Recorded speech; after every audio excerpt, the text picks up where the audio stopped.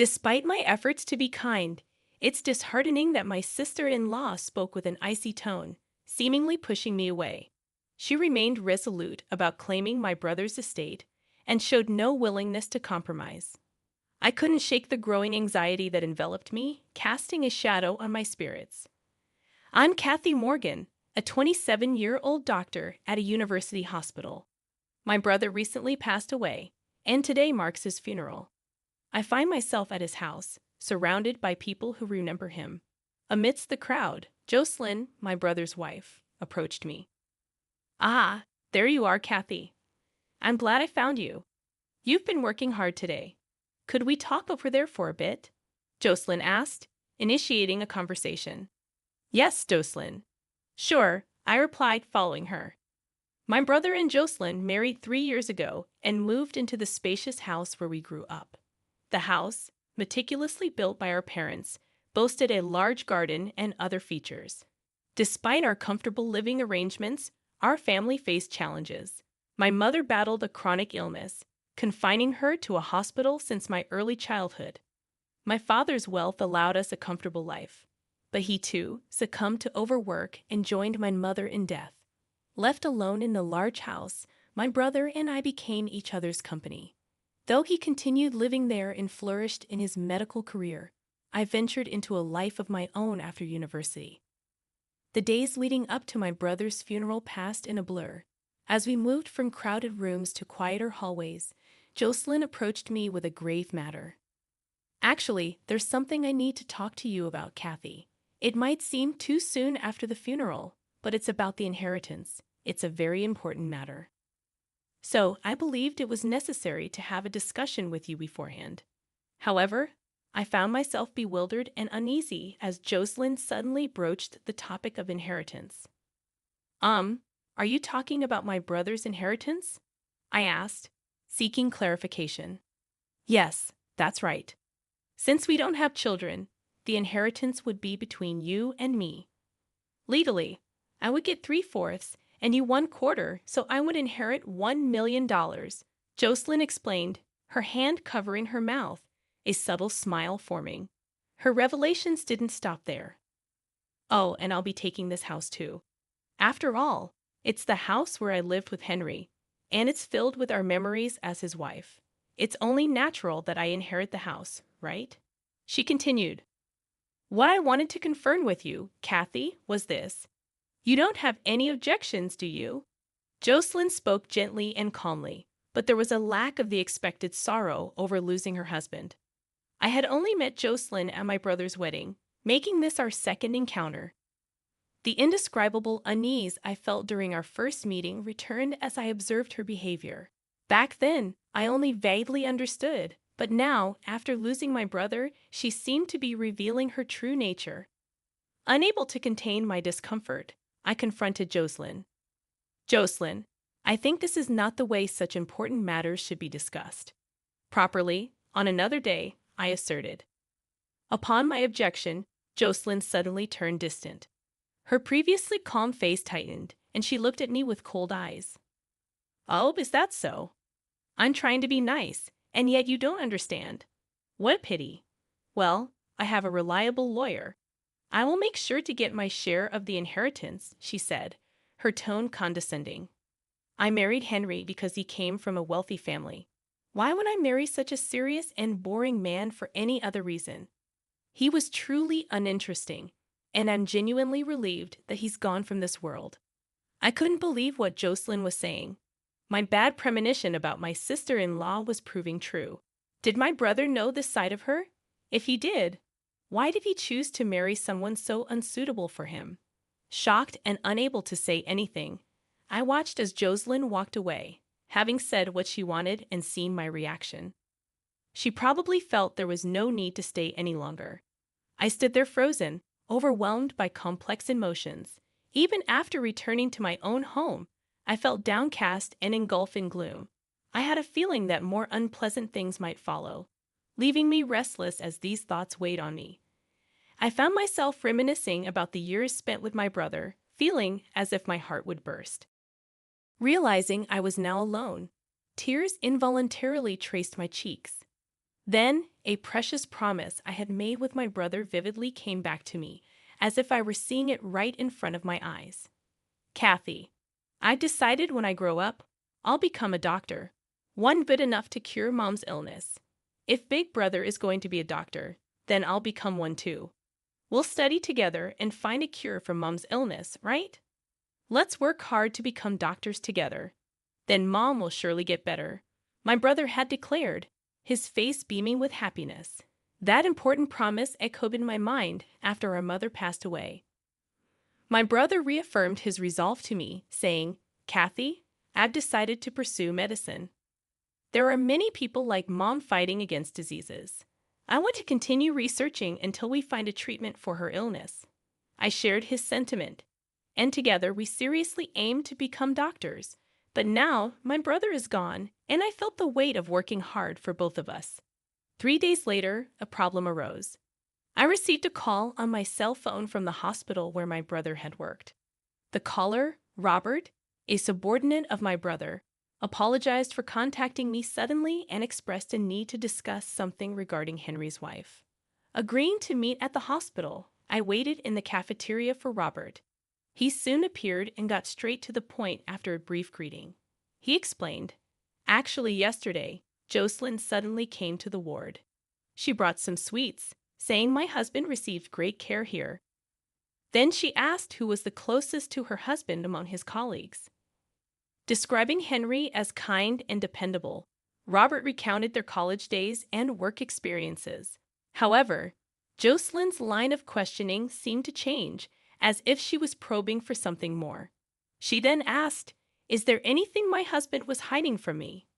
Instinctively feeling that getting further involved was dangerous, I answered, Not that I know of. Suddenly, Jocelyn raised her voice, demanding to see where her husband's belongings were. She insisted that she could check them right there, threatening consequences if anything hidden was found. Understanding that Jocelyn was searching for something related to the inheritance, Robert explained that he refused her request, citing the confidential and personal nature of the ward. However, she was later seen wandering around the hospital, probing other staff. I couldn't forgive Jocelyn for barging into my brother's workplace and troubling unrelated people. Deciding it was best to meet with her directly and settle things, I thanked Robert and was about to leave when Jocelyn appeared at the hospital entrance. It seemed like she was planning to probe around the hospital again today. Noticing me, Jocelyn approached and spoke. Oh, Kathy, what are you doing here? Were you thinking the same thing, perhaps? I found myself speechless, maintaining a silent demeanor as Jocelyn suddenly burst into laughter. You're searching too, aren't you? You don't have to hide it. Searching for what? Pretending you don't know Henry's will. He must have thought that if I got it, nothing good would happen. He would have written a will to prevent me from getting the inheritance. If he did write one, he must have given it to someone without hiding it, so I probed you. But it seemed you didn't know, Jocelyn remarked, continuing her tirade despite my silence. But really, Henry's sister, not knowing anything, he must not have trusted you. You didn't hear anything even when Henry was suffering, did you? Henry didn't rely on you, it seems, she continued, her words hitting me like a barrage. My head spun, and I gradually lost track of what my sister-in-law was saying. Given your reaction, you really didn't know. About a year ago, I noticed Henry's demeanor was different, so I asked him if something was wrong. Then he said he might be ill with the same disease as your mother. He looked very troubled. His complexion was poor too. Henry was often busy and away, and I was out too, so we didn't see each other much at home. But I noticed something was wrong with him. He must have been suffering mentally. As for me, I married him thinking I'd never have to worry about money. To be burdened with caring for a chronically ill husband was the last thing I wanted, Jocelyn confidently explained, seemingly unaware of the impact her words had on me. In shock, particularly about Henry suffering from an illness, I stood there stunned. Henry sounded normal during the occasional phone calls. He must have hidden it, not wanting to worry me. But I should have noticed something was wrong. We were the only siblings, and I didn't even know that he was suffering from the same illness as our mother. It was terrifying, especially since I had witnessed our mother suffer from it. While I was lost for words in shock, Jocelyn pressed on. Are you blaming yourself, Kathy? Honestly, you and your brother are too serious and gloomy. It's sickening. I can't wait to get the inheritance and say goodbye to such dreary people. After her cutting remark, Jocelyn was about to leave when Robert's voice came from behind me. Excuse me, is this really a conversation to have in the middle of a hospital? Frankly, it's a disturbance. There are other patients here. If you're done, please leave. Robert, is that you? Were you eavesdropping just now? That's very polite of you. Even if Jocelyn raises her voice, if it's a conversation I don't want to hear, I can't help but overhear it. Jocelyn retorted, turning around with a surprised expression. Ah, Dr. Hansen, weren't you abroad? When did you return? Ah, yes, that's right. I departed from there the day before yesterday and just returned. I was supposed to come back sooner, but my flight was delayed. You're Kathy Morgan, Henry's sister, right? I was just about to go see you. This is perfect timing. Yes, I am Henry's sister. I awkwardly responded to the sudden conversation. Scott, seemingly searching for something, began rummaging through his bag. Where is it? Ah, here it is. Here you go. This is Henry's will. He asked me to give it to you if he died. Sorry, it's late. I'm glad I could finally deliver it, Scott explained, handing me Henry's will enclosed in a brown envelope. I couldn't help but wonder why my brother gave the will to Scott. Why did my brother give this to you, Scott? I know, right? I've been friends with Henry for a long time. You might not remember me, Kathy. Do you recognize this? Scott showed me 3 moles on the back of his right hand. As a child, I saw those moles and said they looked like the Big Dipper. Ah, those moles. Could it be Scotty? Scott used to live nearby and was my brother's best friend. I affectionately called him Scotty, and we often played together. He moved away in high school, and I had completely forgotten about him. Kathy, you remembered. That's great. I reconnected with Henry when I became a doctor. I'd always felt we were similar, but I never imagined we'd end up in the same profession. Henry talked about surprising you with our reunion, but then he found out about his illness. That's when he came to me with a request. He knew I also had a law degree, so I guess that's why he trusted me with his will, Scott explained. Finishing his explanation, Scott turned toward Jocelyn, addressing her with a cold tone. Ah, about the inheritance, you might want to give up. Deceiving a kind-hearted person like Henry might work, but not with me. Unfortunately for you, Henry was aware of your cunning nature. He asked me to watch over his wife in case something happened to him. I've been getting reports from his subordinates about your abnormal behavior, Jocelyn. You were planning to find the will, forge it, and claim the inheritance, weren't you? But if it's too late now, it's in your best interest to back off quietly. Besides, Henry said the right use of the inheritance is something only my sister Kathy would understand. I see, so that's how it is. But to trust a sister who didn't even know about her brother's illness to leave a large sum of money to such a young girl, really, what was he thinking? Who knows what she'll use it for? Jocelyn maintained a defiant attitude, but her face had paled slightly. Looking around, I noticed a crowd had gathered due to the commotion. Among them were young doctors talking to each other. Hey, isn't that the person who wrote that paper and made headlines recently, right? I was thinking the same. That's Kathy Morgan, Henry's sister. I read her paper on rare disease research, and it was truly impressive. I heard she's going to do research abroad soon. The conversation among the young doctors caught the attention of other medical personnel, causing a buzz in the area. More discussions were overheard. Isn't that Henry Morgan's wife causing a scene? She's famous for being seen around Fifth Avenue. Oh, well, that's true. Shopping for luxury brands, going on trips, living a flashy life. I heard she's been supporting a gigolo. Maybe she's after the inheritance. That's possible. I mean, she's been wandering around the hospital, asking questions. It's creepy. Amidst various conversations, I realized I hadn't yet checked the will from my brother. I peered into the brown envelope in my hands. Inside, there was a piece of stationery and a white envelope marked Will.